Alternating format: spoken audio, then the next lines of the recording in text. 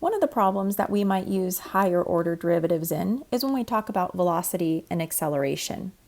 And so we've seen that when we're given a position or a distance function, we can find its rate of change. Remember, another word for rate of change is derivative, by finding his velocity. So the velocity is the rate of change in the position.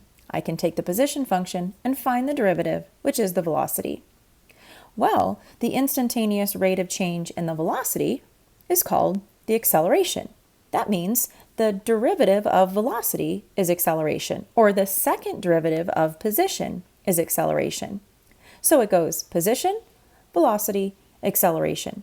If I give you the position function, you should be able to find me the velocity function by taking the derivative.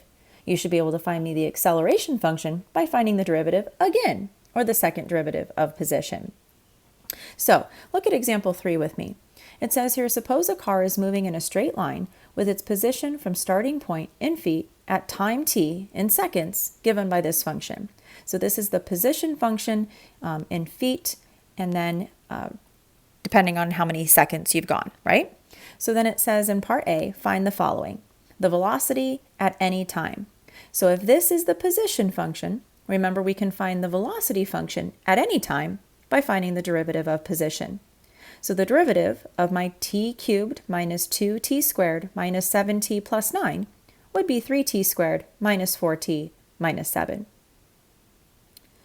Then the part B says the acceleration at any time. So I want to be able to find the acceleration. How is my velocity changing? The derivative of velocity, or the second derivative of position. So if I take the derivative again, I can get 6t minus 4. I can figure out the acceleration at any time now using this equation.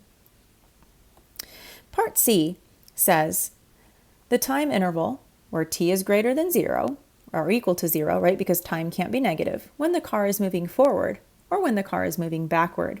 We want to figure out when this car is going forward or backward, but really all we know is position, or how fast it's moving, velocity, or how fast the velocity is changing, acceleration. Well, we need to maybe know a little bit more about velocity. I don't know if you've heard this in a physics class before, but the velocity, when the velocity is positive, an object moves forward. If you have a positive velocity, then that means you're moving in the forward direction. If you have a negative velocity, then that means your object is moving backward. So when my velocity is positive, I'm moving forward, and when my velocity is negative, I'm moving backward. So if I said that my velocity was 32 feet per second, then I would really be saying that I'm moving forward by 32 feet per second. If I said that my velocity is negative 32 feet per second, that means I'm moving backward 32 feet per second, or down, depending on where your origin is, where you're starting from. So we need to figure out when our velocity is positive or negative. Kind of like when we were finding increasing and decreasing. When we can figure out when the derivative is positive, then I know my function is increasing. When my derivative is negative, I know that my function is decreasing. Same idea here.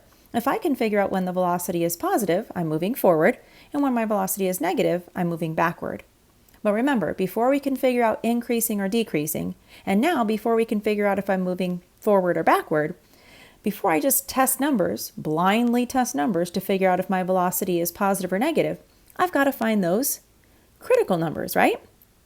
Well, if my velocity function was the 3t squared minus 4t minus 7, then what I have to do first, before I can figure out where I'm positive or negative in my velocity, is figure out where my critical numbers are. Figure out when my velocity equals 0. Think about that, what that means. If my velocity equals 0, well, if my velocity equals 0, then that means I'm not moving, right? Well, if I'm not moving at a certain moment, what do I have to be doing right before that? Well, I have to be moving somewhere, right? Either forward or backward. Same idea with what am I doing after that moment? I'm either moving forward or backward, just like increasing or decreasing.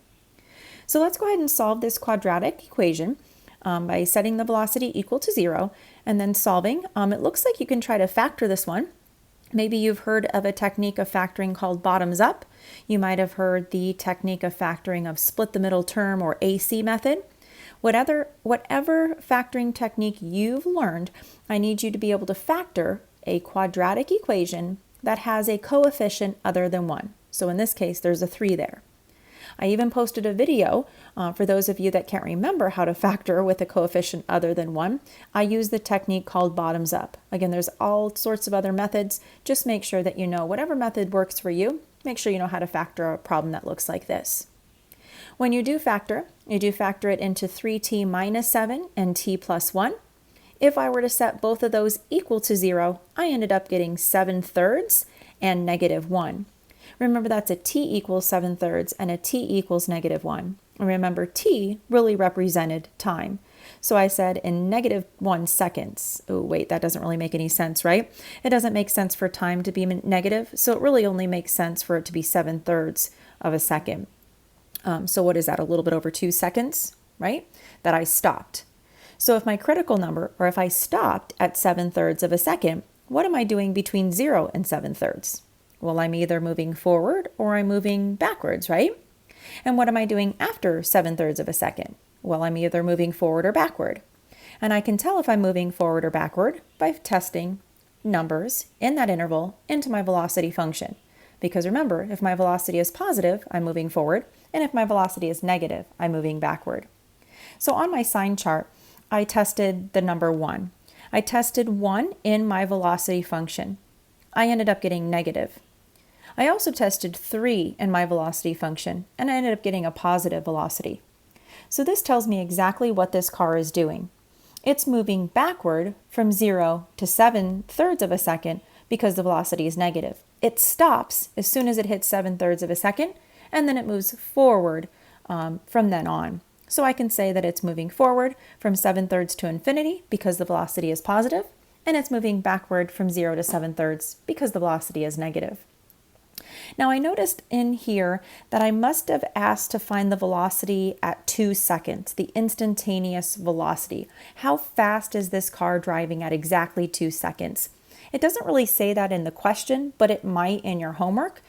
So what I did on this one is I plugged in 2, so I know exactly how fast it's moving at 2 seconds, and I ended up getting negative 3. Now it's a velocity, so it's a rate of change, and it's a rate of change in my distance over time. So it's really negative 3 feet per second. What that means is I'm moving backward at a rate of 3 feet per second. It might also ask you to find the acceleration function, but maybe a specific acceleration at a specific time. So for example, what is the acceleration at 4 seconds? Well, I can plug in 4 into my acceleration, and I ended up getting 20. Now remember, my acceleration is the rate at which my velocity is changing over time. So I would really get 20 feet per second, or we say feet per second squared would be the units on acceleration. Velocity has units that are feet per second, and acceleration has units that are feet per second squared. So you might see that on your homework, so I just wanted to point that out to you. But remember, you're moving forward if your velocity is positive, you're moving backward if your velocity is negative. But you've got to find those critical numbers first, and then do your sign chart and test your values.